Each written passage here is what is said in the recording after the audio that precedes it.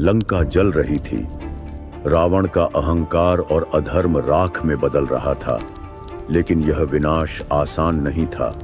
इसके लिए अवतरित हुए थे वह जो धर्म और सत्य की जीवंत मूर्ति थे, श्री राम। अयोध्या के राजा दशरथ के सबसे बड़े पुत्र भगवान राम, वे केवल एक राजकुमार नहीं थे, बल्कि विष्णु के 7वें अवतार थे जो पृथ्वी पर धर्म की स्थापना के लिए जन्मे थे। राम अपने चरित्र, मर्यादा और निष्ठा के लिए जाने जाते हैं। उनके जीवन का हर निर्णय, हर कदम मानवता को सत्य और न्याय का मार्ग दिखाने वाला था। उनका सबसे बड़ा बल उनकी अडिग आस्था थी। चाहे पिता का वचन निभाने के लिए राजमहल छोड़ना हो या वनवास के दौरान अनगिनत कठिनाइयों का सामना करना, राम ने कभी धर्म का साथ नहीं छोड़ा। राम के जीवन का आधार थी उनकी अर्धांगिनी माता सीता।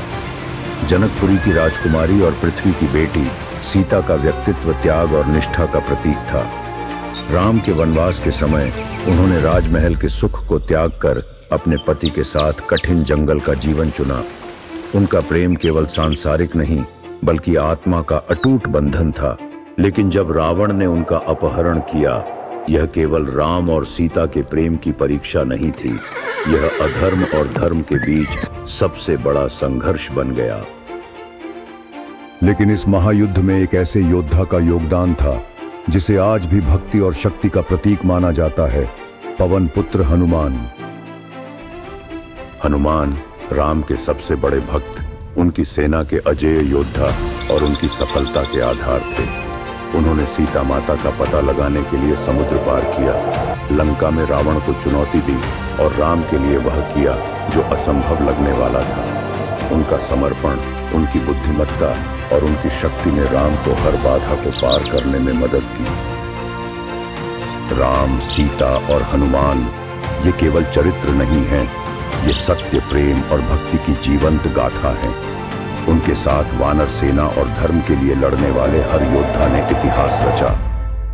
और फिर वह क्षण आया जब राम ने अपना अंतिम बाण चलाया। रावण का अंत हुआ और अधर्म हमेशा के लिए मिट गया। यह केवल रावण की हार नहीं थी, यह सत्य और धर्म की अजेय विजय थी। राम की यह गाथा हमें सिखाती है कि जब प्रेम में निष्ठा हो और धर्म में विश्वास, तो कोई भी ताकत उसे हरा नहीं सकती। यह केवल एक कहानी नहीं, यह प्रेरणा है अधर्म से लड़ने और सत्य पर अडिग रहने की।